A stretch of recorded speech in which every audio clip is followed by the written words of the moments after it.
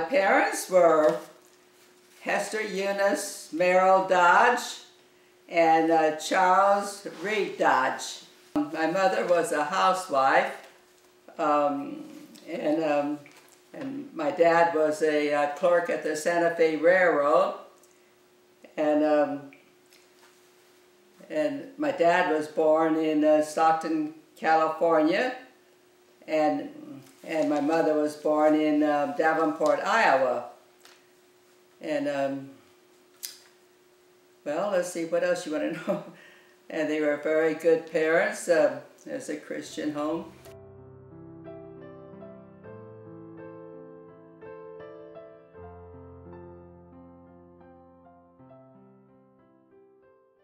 Oh, well, my dad, my mother's dad worked at the Santa Fe Railroad, and he came home and told my mother that there was a nice-looking man down there. His name is Charlie, and he's not married.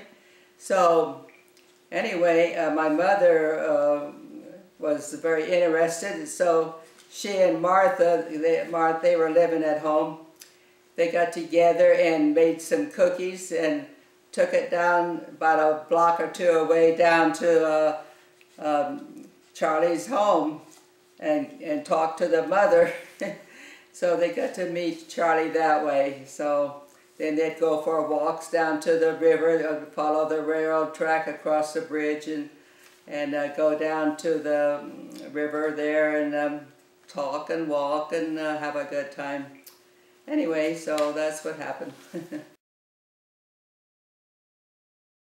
Yes, my first, let's see, my mother had a little baby, but it was born breech birth and it died.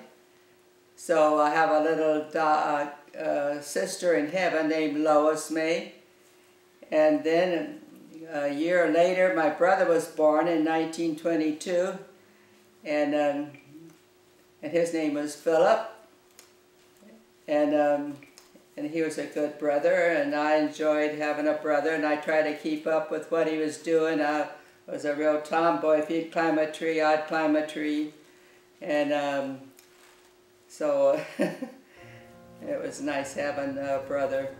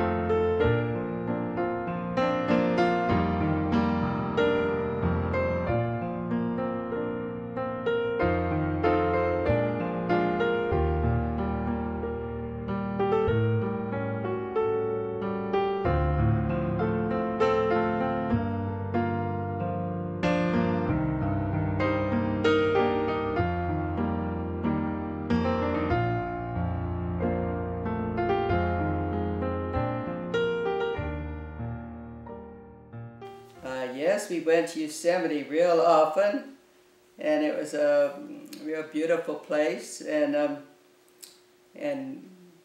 let's see, the bear store. Yeah, the first time we went there, we had a tent, and we put all our food in the tent, and then went over to Camp Curry to watch the evening program. I think it started about 8 o'clock, and so we were there watching the program, and they had this beautiful firefall that toward the end of the program, they would holler up to Glacier Point and say, hello, Glacier, and they had answered down. You could hear them. Everything was quiet. You could hear them, and they says, hello, Camp Curry, and then they'd say, let the fire fall, and pretty soon they'd say, okay, or something. Anyway, I forget exactly what they said, but anyway, the fire would start coming over the cliff, and it landed down on a ledge right above Camp Curry, and they would have a beautiful song like Indian love song and beautiful song singing while the fire was falling, and it was so pretty. And then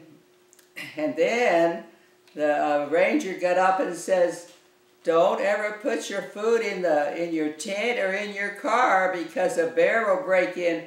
You're supposed to put it in a bag and haul it up in the air so the bears can't get it. So we says, oh, we better hurry back and see what's happened to our tent. Anyway, so sure enough, they had a big rip in the tent. The bear came in one end and walked out the other and ripped our tent up. And so we were all discouraged. We put everything in the car and slept a few more hours. Then we went home. So after that, we knew how to take care of our tent. And let's see.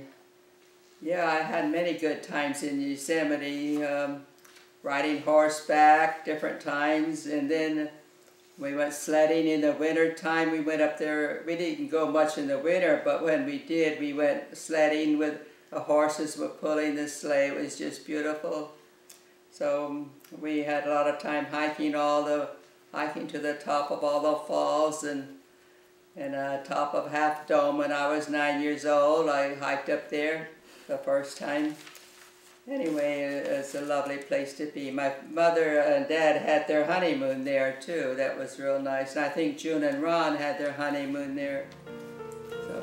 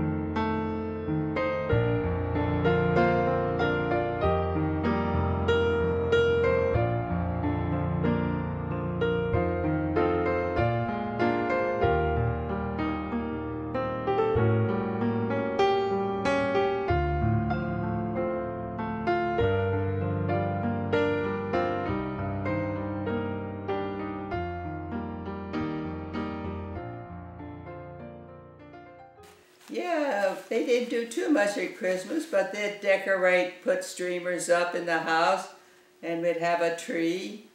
And before Christmas, they'd take us to Sears or Monkey Ward's or someplace and look at all the toys and the dolls and everything. And we'd sort of pick out what we liked the best. And sure enough, there would be under the tree on Christmas morning, the same one we picked out. Because they were very frugal. They wanted to make sure we liked what we got. Oh my goodness. Yeah, we had an Indian pony named Prince.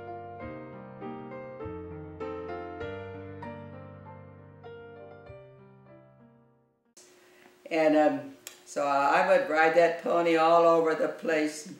And I had long curls. So my curls would be flying in the breeze, so I was in grammar school there, and my girlfriend had a horse. She lived up there, up above where Fred's house was. Anyway, she says, let's go horseback riding. So we walked over to my house and got on my horse, and then she was on her horse. She had her horse, and then several of our girlfriends would get on behind our horse, sit behind us on the horse. So we were walking, going along up the road, and then the saddle came loose on her horse and tipped over and hung underneath the belly of her horse, and it scared her horse so bad. Anyway, so then I guess, I don't know what happened, the girl that's sitting behind me, she fell off my horse. I didn't have any saddle, I was bareback. So her horse started running away back toward town, and my horse decided to follow him. He was so nervous, and my left hand was hanging on to the mane, and I didn't have a good grip on the reins. My arm was way back in the air. Anyway, I was just trying to hang on for dear life. I wish I'd have fallen off. Anyway, so we were aiming over towards Santa Fe Street. We were on Topeka Street, and my horse we came to a big place where there was a bonfire, and he leaped over that, and then he started running toward home, and her horse, he decided to turned left when he got to the highway and ran along the highway, but my horse determined to cross over the highway, and I was screaming, and I think my mother heard me clear down the street, so she ran out and shut the gate to the driveway because she didn't want me to get knocked off. And so the neighbor further down the street, Mr. Osgood, he stood on the street and held his arms up that way, and my horse finally decided to stop. So I finally got off. Oh, it was so nervous. I think I was about 8 or 9 years old. Anyway, that was a scary thing.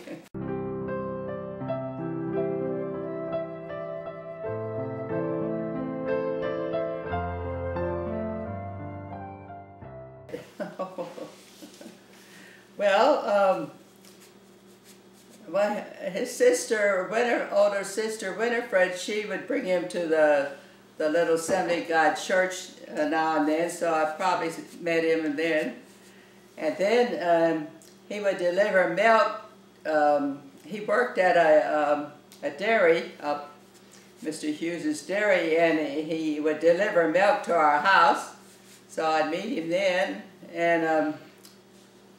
and then when we were in high school, I would go down to Topeka Street, and that's where the bus would pick us up, and he would come he would come running down the street from the other direction, and we'd get on the bus together at that place and go to Oakdale to high school. And then when I was about a junior in high school,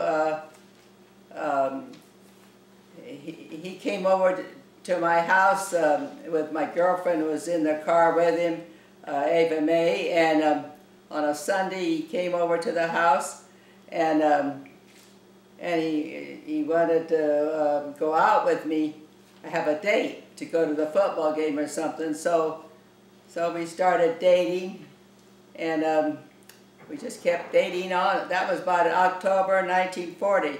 So we began dating then, and so that's how I met him.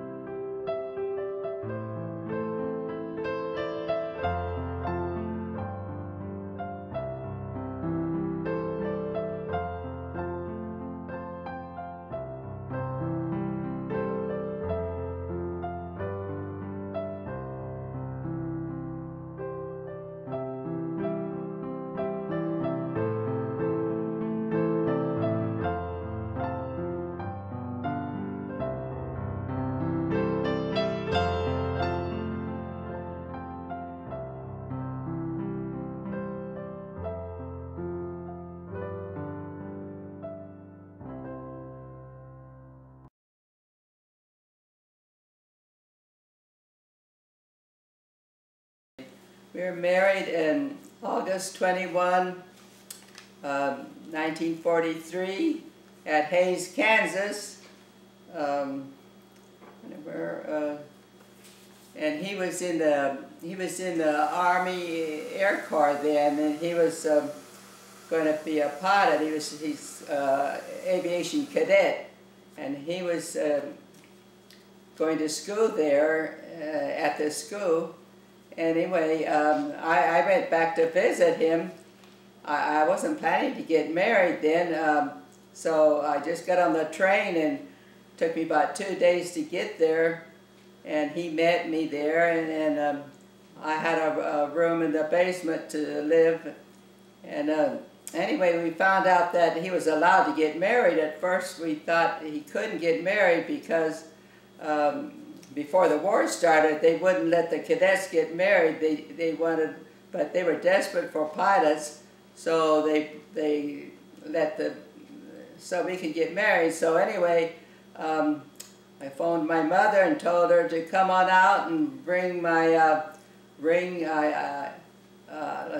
Bring something I needed. Anyway, she came out on the train, and we were married in this little tiny Assembly of God church, and all the cadets from his squadron, they came to it, and Brother Foppel, he was a man that it was his first wedding, and he was so nervous he was sweating, and so when it was time for him to kiss the bride, some little kid hollered in the window or something, "Kiss the bride!"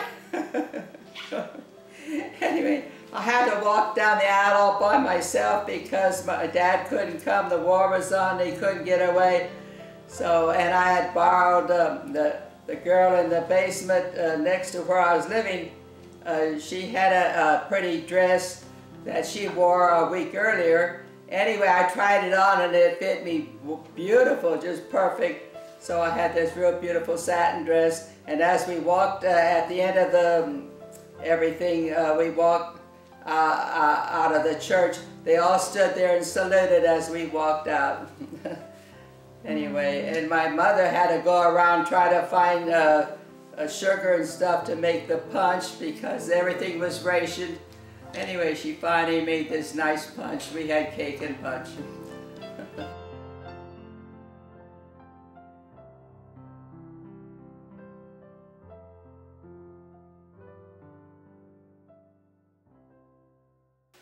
Well, that was way back in February 12th, 1945. And let's see, there was back at Shreveport, Louisiana. So I knew she was going to be breech birth, and it made me very nervous because my mother's first baby was breech, and it died. And I thought, oh my goodness. Anyway, so I was very nervous about that. And anyway, about that time, Fred had to be right before the baby is born, and they shipped him over to South Carolina, getting ready to ship out to Europe. And so I was down there saying goodbye to him at the train station, and I was real fat, pregnant, and tears were rolling down my cheeks. And anyway, I looked so pitiful. I was all alone there, except for the church I had there. Anyway, so anyway, my mother came out on the train to be with me, and so I began having labor pains. We went to church that night, and they prayed for me. And as I was getting off the bus that night, I slipped and fell down on my knee. Anyway, I got home and got in bed, and I began to have labor pains. Anyway, so we telephoned Fred and told him about it. He was still in South Carolina. So he got on the bus and came out.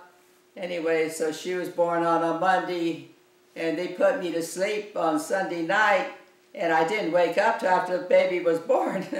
But he was there to see the baby. He came to the hospital, and Dr. Klein, he was carrying June around in his arms. In fact, he was outside smoking, and Fred got to see the baby. And so Fred saw the baby before I did. So.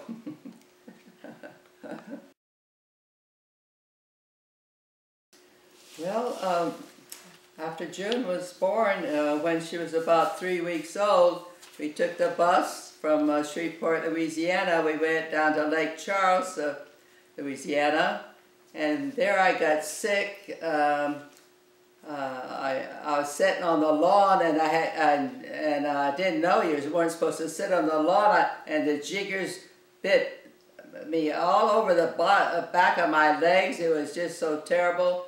Anyway, I got sick from that, and Fred took me home on the train, so I spent the summer of 1945 at home with my mother, and then the war ended, so he came home in September of that year, and then Jerry was born the next year, in 1946.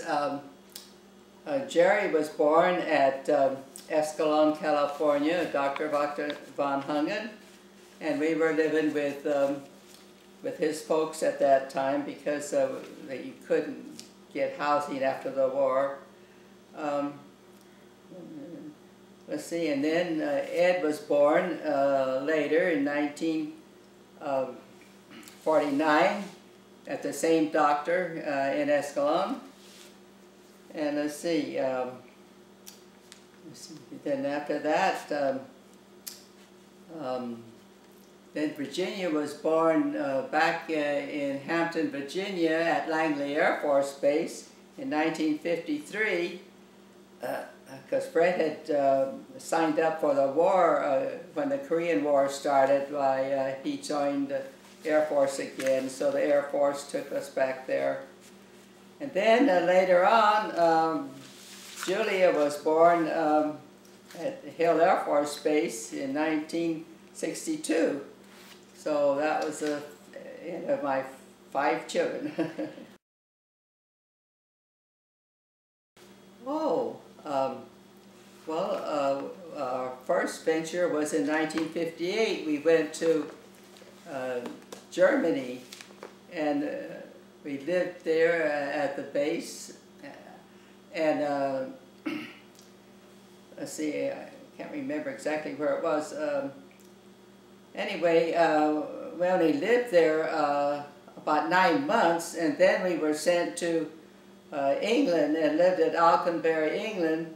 Then we came to Hill Air Force Base and lived there. And let's see.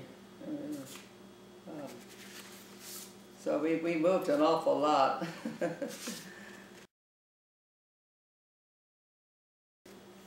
Well, he just started out as an aviation cadet, but he ended up as a lieutenant colonel, and he was a very good pilot. He was a command pilot, the highest they could go, and he flew all kinds of planes, B-57s. They were bombers. He flew in those 2 different wars, Korean War and Vietnam.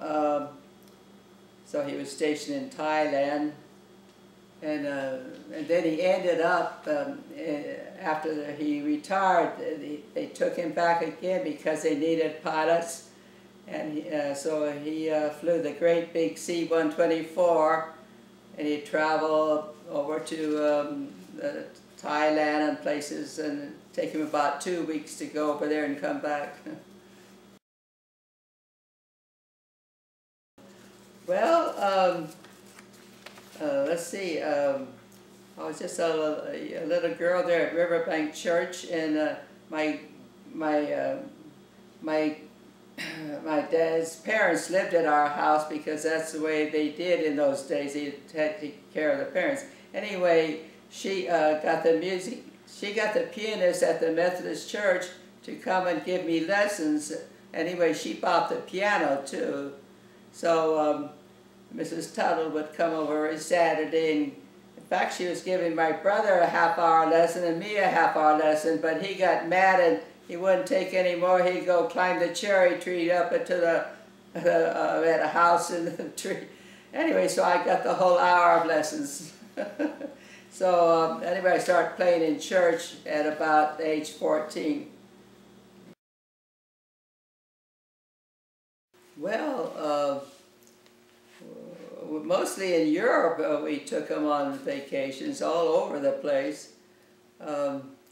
We went to Germany, to the beautiful Alps in Switzerland, and then we went to Amsterdam and saw the different things, the dikes and everything, and oh, I don't know, Italy, we went to Italy. We never did get to Rome though, but we just had a lot of times, good times together.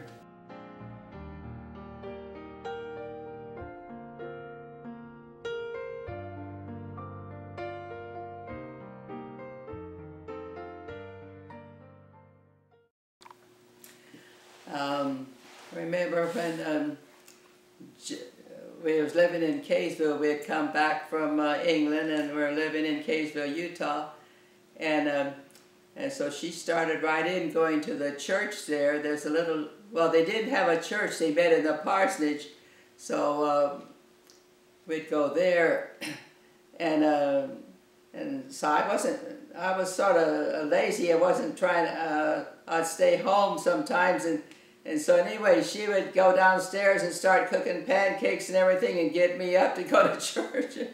So anyway, and then one time in the house, I couldn't find her. I says, June, where are you? And I couldn't find her, and later on I found out she was in her prayer closet praying. She actually was in the closet. So anyway, she was always on fire for the Lord, and she was CA president for a while. Oh, yeah, when we were living there with Grandma Pattigan and Grandpa Koetitz, he fell in the fish pond. They had a fish pond, and there were some little ducks, and they were swimming in the little baby ducklings. And so I guess he was trying to go after the ducks, and he was just 1.5 years old then. Anyway, so Jeannie walked out of the house. She was with her girlfriend, and they looked over at the pond, and they saw Jerry floating in the pond. So she hurried in the house and called. So we all ran out there, and Grandma Pattigan, she got out there first and jumped in the pond and yanked him out and swung him around by his feet, trying to, and opened up his, got his tongue from the top of, the tongue was up against the top of his mouth. So, and then she got in the car, and she and Duke, he drove the car. They went to the doctor's office, and I jumped in the car with June, and we went down to my mother's house, and we were praying, and then we came back to the house. So it was a miracle. When I came back, I saw his little clothes, wet clothes out by the door, and I didn't know if he's alive or dead, but anyway, I think I had the assurance that he was alive, and sure enough, he was alive, and it was real cold, so I went in and held him and thanked the Lord for saving his life. Here's my little Lazarus, I call him, raising from the dead, because he looked purple, and he just didn't look good when, but on the way to the doctor, Grandma had him over her knee, and he spit up a lot of water, which was good. So, yeah, that was a horrible time.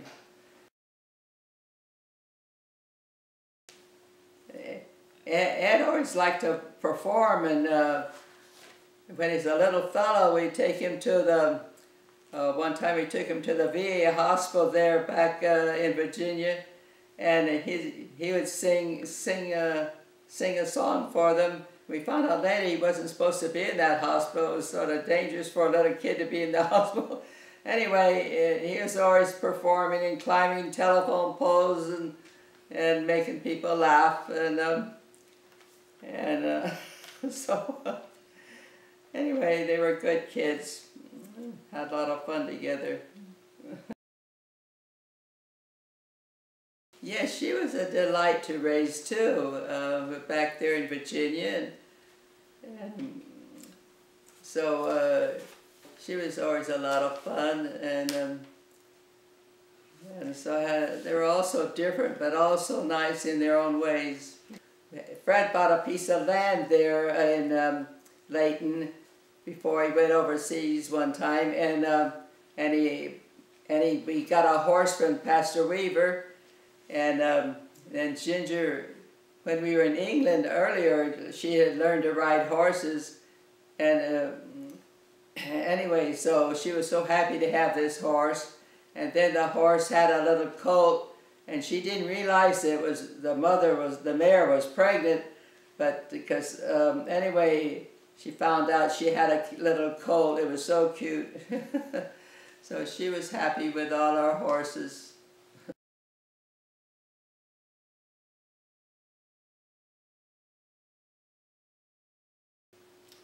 Well, it was a real joy to raise her. I mean, she was easy to raise. Yeah, she learned to play the flute, and then she became homecoming queen, and so she had all kinds of honors, and so she was real easy to raise. No problems. When I was a girl, I had a dog named Buff, and it was a real nice dog, and I enjoyed that. Let's see. Oh, Jetson Jack, yes. We bought him over there in England, and he was a miniature poodle and a very smart dog. So we shipped him back and forth across the ocean, and he'd have to be in quarantine for I forget how many weeks when he landed in England. Yes, so we had him for a number of years. Then we had Sugar Bee, a pretty white dog, and she was Fred's favorite dog, I think. Let's see, and we had a lot of different cats. One time we had a mother cat, and she had her babies underneath the sofa in the family room there in Kaysville. So we had kittens, a lot of cats, and yeah, we always liked animals. Yeah, we had, well, the mother horse was named Lady, and she had two colts actually, Sunbar and Starbuck, I think. And then we had a black Angus cow named Hamburger, and it would get out and run down the street at times, and Fred would get out there and holler, "Hamburger!" and she'd come running home. And so, yeah, we always liked animals.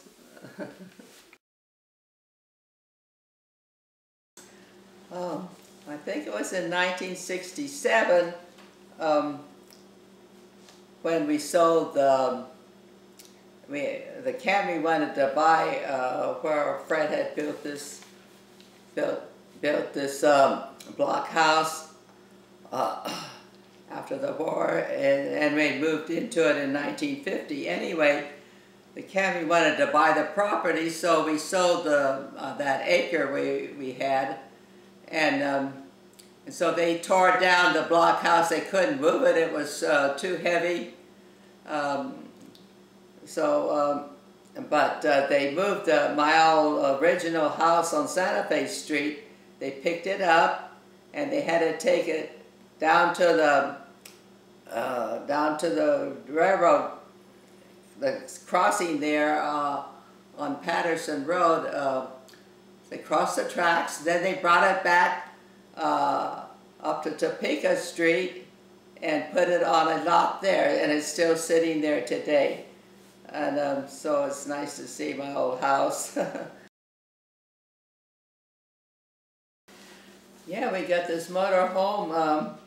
I think Stan helped us find this motor home. And so we enjoyed, let's see, I think we took a trip up to see Jerry one time, and the thing broke down, and Jerry had to come pick us up, and then we got the motor home fixed, and so then we finally, let's see, I don't remember where all we went. We went different places with the motor home, so it was nice to have. Yeah, we took it to Colorado, where we had where we owned some land there, and we enjoyed that.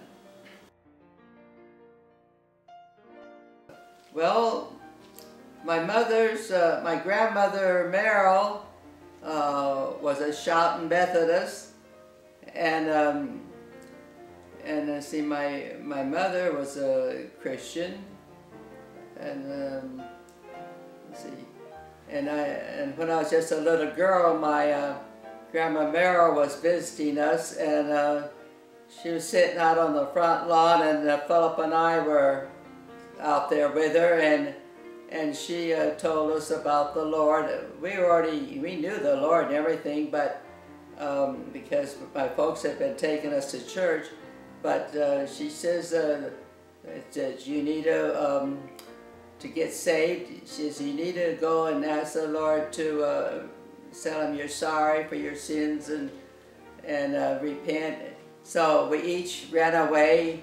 I went out to the old barn and knelt down before the manger and asked the Lord to come in my heart. And I don't know where Philip went. But anyway, that was my first real encounter of being serious about the Lord. Yeah, Fred received the baptism of the Holy Spirit, and I did too. Right before June was born, and before he left to go overseas, but he never had to go overseas, which was wonderful. Not at that time. Later, he went overseas on 2 different missions, and but then he sort of drifted away from the Lord, and but he just came back to the Lord years later at Layton there, and so that was wonderful. Well, I guess just taught me patience. So my favorite verse was,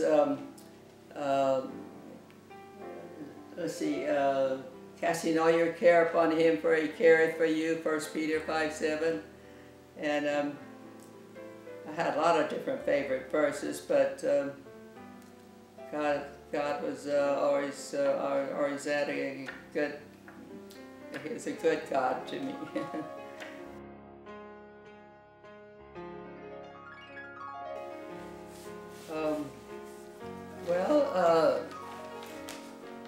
One of the favorite verses was Proverbs 3:5 and 6. Trust in the Lord with all your heart, and lean not on your own understanding. In all your ways acknowledge Him, and He will direct your path.